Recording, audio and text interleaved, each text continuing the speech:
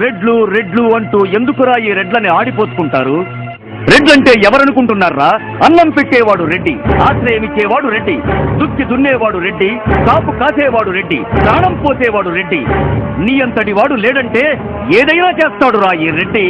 అసలు చరిత్ర తెలుసా? మహారాష్ట్రలో, రాజస్థాన్లో సుస్థిర పాలన అందించిన రాష్ట్రకూటులు, రాథోడులు, రట్టోళ్లు, రెడ్డోళ్లు వీళ్ళంతా రెడ్డి రాజులే.